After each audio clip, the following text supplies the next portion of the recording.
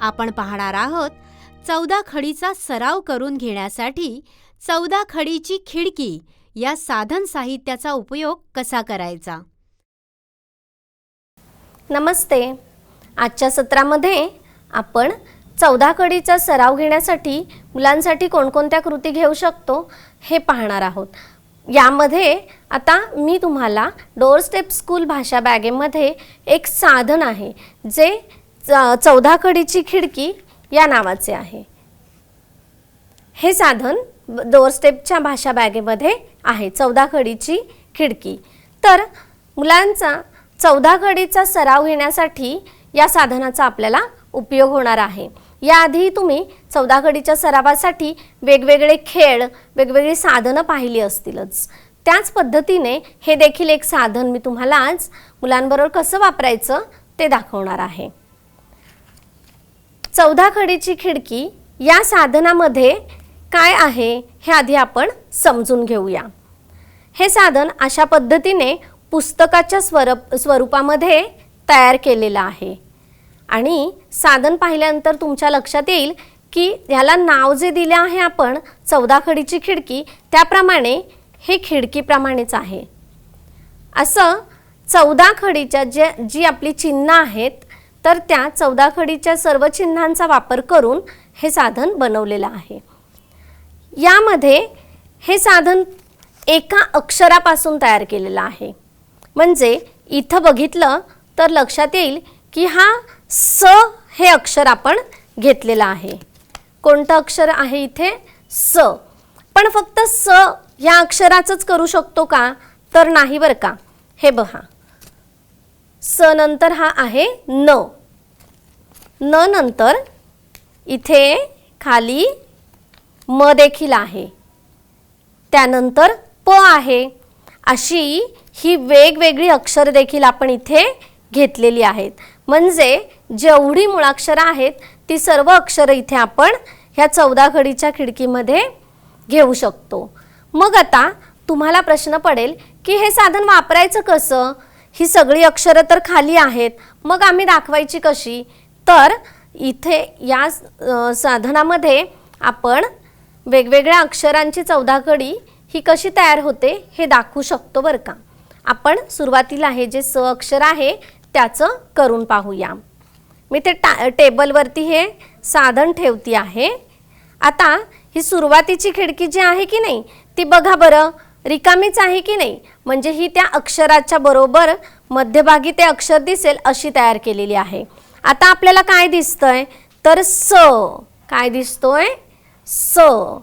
आणि आता हे पहिलं जे पान आहे की नाही ते पान मी असं हे इकडे पलटी केलं, इकडे घेतलं की मला काय दिसतंय तर ह्या पानावरती कान्याचं चिन्ह दिसतंय। काय दिसतंय आपल्याला कान्याचं चिन्ह। आणि खिडकीच्या आत अक्षर कुठलं आहे बरं स। तर स ला इथे काय लावलेलं आहे काना। मग आपण काय म्हणतो 14 खडी तर मुलांना शिकवली आपण। मग याचा उच्चार काय येईल तर स ला काना काय दिलाय सा। आ या अक्षराचं हे चिन्ह आहे हो की नाही। मग उच्चार काय झाला सा, उच्चार काय झाला सा। आता पुन्हा हे पान इकडे करूया। आता इथे या पानावर काय दिसतंय बरं ही आहे पहिली वेलांटीचं चिन्ह। काय आहे पहिली वेलांटीचं चिन्ह। आणि खिडकीच्या आत इथे काय अक्षर आहे स। म्हणजे आपण स या अक्षराची संपूर्ण 14 खडी इथं पाहतो आहोत। स ला पहिली वेलांटी लावली की काय तयार होतो हे अक्षर उच्चार काय होतो सी। ई या स्वराचं हे चिन्ह आहे उच्चार काय होतो सी। म्हणजे आपण मुलांना ही 14 खडी शिकवलेली तर आहेच आहे, हे चिन्ह शिकवलेलं आहे पण मुलांना ते समजलेलं आहे का, मुलं त्याचा उच्चार कसं करतात हे पाहण्यासाठी देखील या साधनाचा वापर करता येईल। आणि ज्या मुलांना जर का ते अक्षर ते चिन्ह समजलेलं नसेल तर पुन्हा मुलांना त्याची ओळख होईल आणि ज्या मुलांना समजलेलं आहे त्यांना त्याची उजळणी होणार आहे। अशा पद्धतीने आपण ह्या संपूर्ण चिन्हांचा मुलांचा सराव घेऊ शकतो। स ला दुसरी वेलांटी सी, स ला पहिला उकार सू. सला दुसरा उकार सू. सला एक मात्रा से. अशा पद्धतीने आपण पुढे 14 खडीपर्यंतचा सराव दिलाय. स वर हा चंद्र आहे, अर्धा चंद्र, म्हणजे काय म्हणतो आपण? स्या. सला 2 मात्रे सई. सला काना एक मात्रा सो. सला हे कशाचं चिन्ह आहे? अचं चिन्ह, म्हणजे काय म्हणतो? सला अचं चिन्ह देऊन स्वा. काय म्हणतो? स्वा. सला काना आणि 2 मात्रे सौ. पुढे आहे स वरती अनुस्वार सम. नंतर विसर्गचं चिन्ह. मग काय उच्चार करतो आपण? सहा. काय म्हणतो? सा. आता इथे बघा, मला पुढच्या अक्षराचं जर घ्यायचं असेल तर मी काय करणार? हा स जो आहे हा इथे मी असा दुमडलेला आहे वरती. आता कुठलं अक्षर दिसतंय आपल्याला? तर न. म्हणजेच तुम्ही न चाही आत्ता दाखवल्याप्रमाणे सराव घेऊ शकता.